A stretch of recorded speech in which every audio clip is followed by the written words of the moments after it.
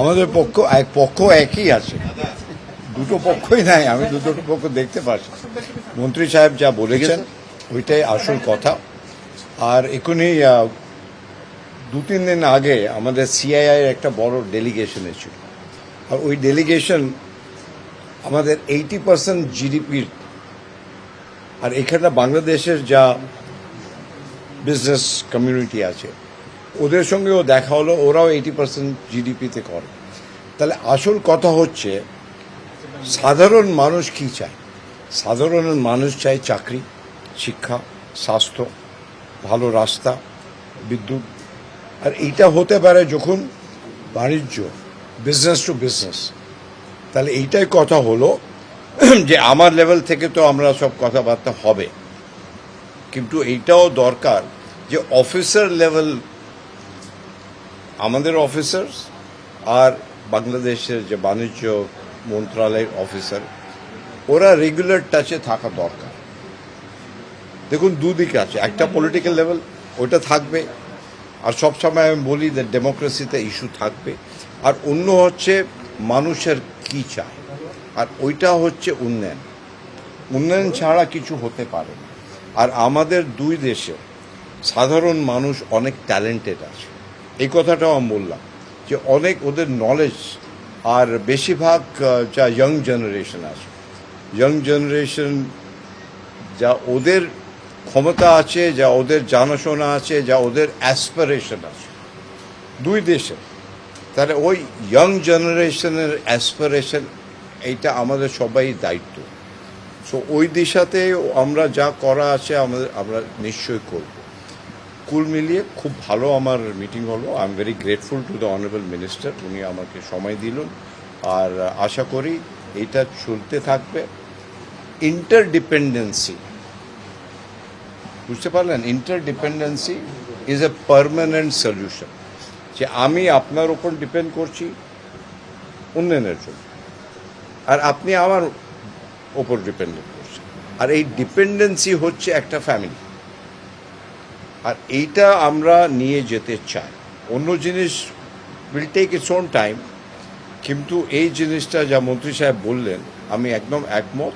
R I wish all the very best for the young generation. যখন অর্থনীতি রাজনীতি থেকে আগে চলে যায়, তখন রাজনীতি ওর পেছনে পেছনে যায়।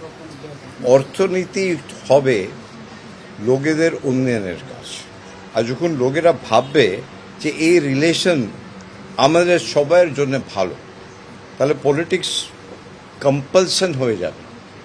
তাহলে দুটোই ইম্পর্টেন্ট আছে। আমি বলছি না একটা বেশি ইম্পর্টেন্ট, অন্যটা কম ইম্পর্টেন্ট, দুটোই ইম্পর্টেন্ট।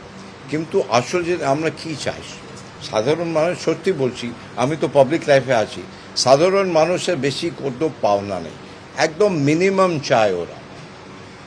সবচেয়ে বেশি হচ্ছে শান্তি,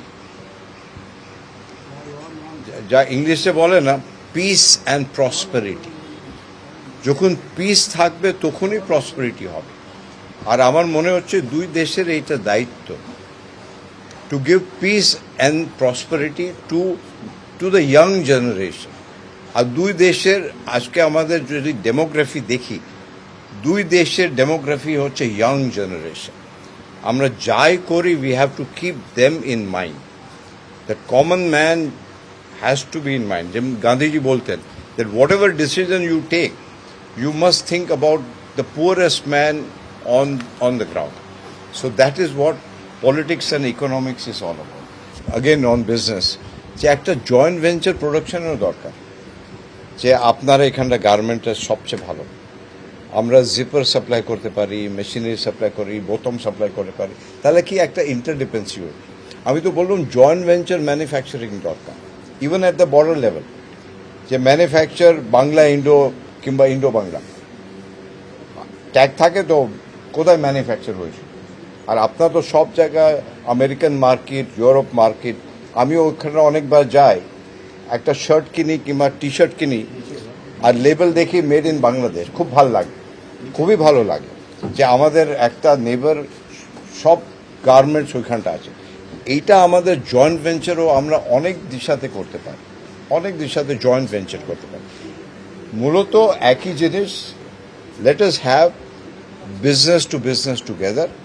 Politics will continue in its own way, but business সাধারণ মানুষের যা পাওনা আছে ওইটা আমাদের দেওয়ার দায়িত্ব। And I have no doubt আগামী দিন it is very positive. Let it take its own time and let us work together for each other's people. Bangladesh is a vibrant, sovereign, independent country. So is India.